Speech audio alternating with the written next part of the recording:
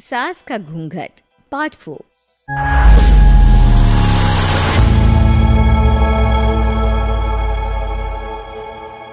अब तक हमने देखा कि देविका के ससुराल के आदमी औरतों को घर के अंदर नहीं आने दे रहे हैं।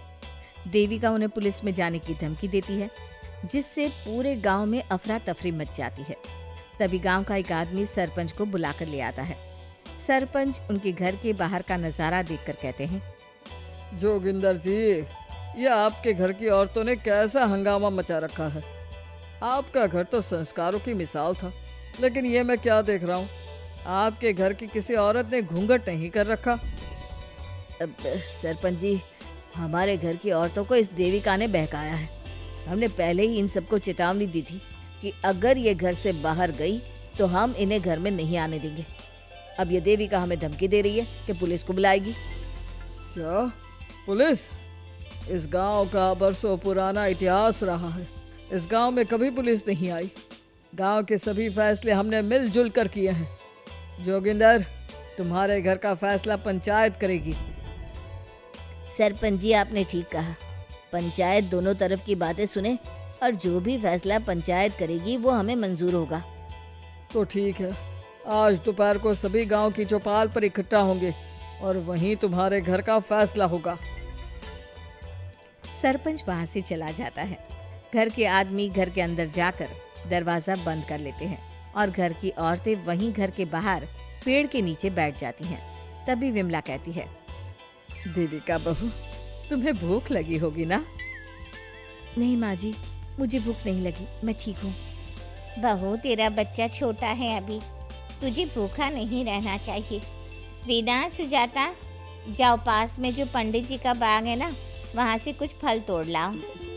वीना और सुजाता पास के बगीचे से खूब सारे फल तोड़ कर ले आती हैं। सभी औरतें फल खाती हैं।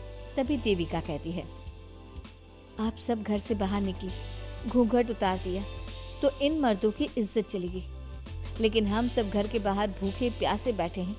इस बात पर इन अहंकारी मर्दों को शर्म क्यों नहीं आ रही? हाँ देविका, तुम ठीक कह रही हो। अगर हम मर भी जाए ना, तब भी इन मर्दों के लिए इनके बनाए गए नियम कानून ही अहम रहेंगे, हम नहीं। सुजाता भाभी, मुझे तो सबसे ज्यादा सचिन पर गुस्सा आ रहा है। उसने मुझसे लव मैरिज की थी, क्या क्या वादे किए थे कि मेरा साथ कभी नहीं छोड़ेगा, और आज उसने मेरा साथ छोड़ दिया। अपने बच्चे को एक बार भी नहीं देखा उसने। देविका, वो शुरू से ही ना डरपोक रहा है, लेकिन इन सारी बातों को छोड़ो। मुझे तो इस बात की चिंता हो रही है कि पंचायत में न जाने क्या फैसला होगा। पता नहीं वो इंसाफ करेंगे भी या नहीं। वीना दीदी, आपको अभी भी पंचायत से इंसाफ मिलने की उम्मीद है?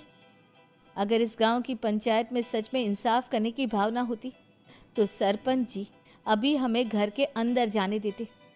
देखा नहीं कितना जहर उगल कर गए हैं हमारे खिलाफ।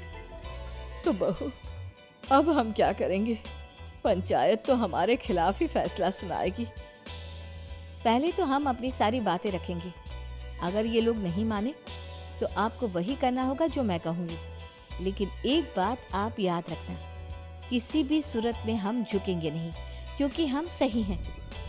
देविका सभी औरतों को समझा रही थी। तभी वहाँ एक गांव वाला आता है। आप सभी को पंचायत में बुलाया है। उस गांव वाले की बात सुनकर सभी औरतें पंचायत में पहुंचती हैं। वो देखती हैं कि उस पंचायत में सारा गांव इकट्ठा हो गया है। बहुत सारी औरतें लंबे लंबे घूंघट करके वहां आई हुई हैं। तभी पंचायत की कार्यवाही शुरू की गई और घर के आदमियों से पूछा गया कि वो घर की औरतों को घर में क्यों नहीं रखना चाहते। हमारे घर की औरतें ना तो घूंघट उतारती है और ना ही किसी डॉक्टर से इलाज करवाती है, और हमारे मना करने के बाद भी इन सब ने घर से बाहर कदम रखा, हमसे ऊंची आवाज में बात की। हमने इन सबको चेतावनी भी दी, लेकिन इन्होंने हमारी बात नहीं सुनी। अब ये सभी औरतें हमारे घर में नहीं रह सकती।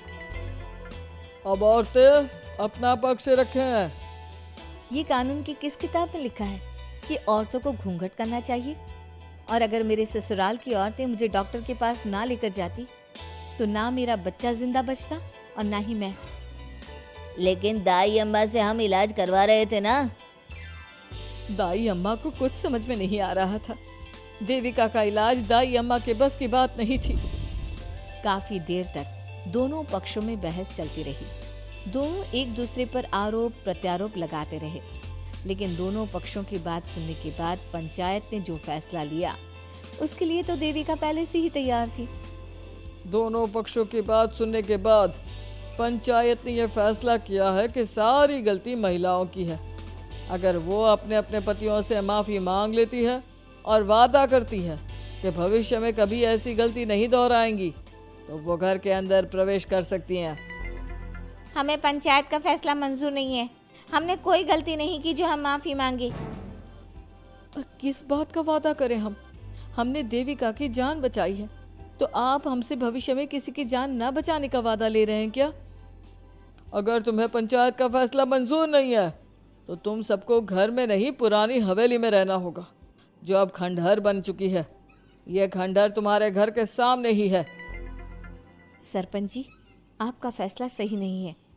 एक बार और सोच लीजिए इस फैसले के बारे में। ओ शहर की छोरी, 4 किताबें क्या पढ़ ली, हमें सही गलत का पाठ पढ़ाएगी? तुझे पता नहीं कि पंचायत का फैसला यहाँ सदियों से चलता आया है और लोग उसी को मानते आए हैं। अच्छी तरह जानती हूँ सरपंच जी। अगर मैं चाहूँ तो आपके इस फैसले को कोर्ट की चौखट तक ले जा सकती हूँ। पुलिस को बुलाकर अभी घर के अंदर जा सकती हूँ।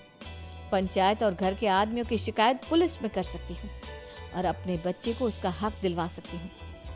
लेकिन नहीं, मैं ऐसा नहीं करूँगी। मैं उसी खंडहर में रहूँगी और इस गांव के आदमियों को दिखा दूंगी कि औरत खंडहर को भी महल बना सकती है, और वो भी बिना किसी आदमी की मदद के। सारे गांव की औरतें देविका की बातें सुनकर हैरान हो जाती हैं। उनका जीवन घूंघट और घर के 4 दीवारी के बीच में ही था। कोई औरत अपने हक के लिए पंचायत से भी टकरा सकती है, ये बात उन्होंने पहली बार सुनी थी। अब देविका घर की औरतों के साथ खंडहर में चली जाती है। माँ जी, ये खंडहर तो काफी पुराना है। भाभी, खंडहर पुराने ही होते हैं। मुझे तो डरावना भी लग रहा है। मैं डर की वजह से कभी इस खंडहर के आसपास भी नहीं आई, लेकिन मुझे क्या पता था कि एक दिन इसी में रहना पड़ेगा। ये तो टूटा फूटा भी पड़ा है। माँ जी, एक काम करते हैं, ये खंडहर तो काफी बड़ा है, इसलिए एक हिस्से की साफ सफाई करके उसे ही रहने लायक बना देते हैं। बाद में धीरे धीरे पूरा खंडहर ठीक कर लेंगे। हाँ बहू, तुम ठीक कह रही हो। विमला भाभी और मैं इस खंडहर के टूटे हुए हिस्सों पर मिट्टी और ईंटें लगा देते हैं। सुजाता और वीना, तुम साफ सफाई कर लो। सभी औरतें मिलकर खंडहर के एक हिस्से को सुधारना शुरू कर देती है और काफी देर तक मेहनत करने के बाद वो उस हिस्से को काफी हद तक अच्छा कर लेती हैं। और इसी तरह रात हो जाती है। सभी औरतें बैठकर बात करती है। माँ, हमने इस खंडहर को घर तो बना दिया है, लेकिन ये घर चलेगा कैसे? हाँ माँ जी, मैं भी यही सोच रही हूँ। और हम सब तो बड़े हैं, गर्मी सर्दी भूख कुछ भी आसानी से बर्दाश्त कर सकते हैं, लेकिन देविका का बेटा बहुत छोटा है, उसे तो हमें अच्छी तरह से पालना होगा ना। मैं भी यही सोच रही हूँ कि आगे हमें क्या करना चाहिए। कम्मू और मैं मिलकर मिट्टी का चूल्हा और मिट्टी के बर्तन बना देते हैं। कुछ दिन के लिए खाने का इंतजाम भी हो जाएगा, क्योंकि यहाँ पर खेत और बाग बगीचे आसपास ही हैं, कहीं से कुछ भी ले सकते हैं। पहले आप मुझे ये बताइए कि आप सब लोगों को आता क्या है? मतलब कोई ऐसा काम जिसका आपको शौक हो, जो आपने बचपन से किया हो। बहू, तेरे दिमाग में चल क्या रहा है? माँ जी, बहुत कुछ चल रहा है। बस अब हमारा सारा ध्यान इस बात पर होना चाहिए कि हम अपने लिए अच्छे से अच्छा क्या काम कर सकते हैं।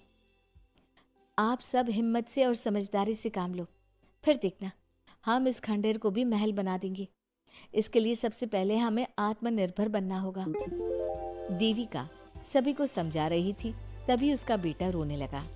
उसने अपने बेटे को गोद में उठाया और उसे चुप कराने लगी। अब देविका के सामने सबसे बड़ी चुनौती थी कि वो किस तरह से ससुराल की औरतों को आत्मनिर्भर बनाए और किस तरह से अपना घर चलाए। हमारे प्यारे दर्शकों, अब आप बताइए, देविका और घर की सभी औरतों ने अपने पतियों से माफी ना मांगकर सही किया या गलत? क्या उनका खंडहर में रहने का फैसला सही था? अब देविका को क्या कदम उठाना चाहिए, हमें कमेंट में जरूर बताना। हमारी कहानी को लाइक, शेयर और चैनल को सब्सक्राइब करना मत भूलना।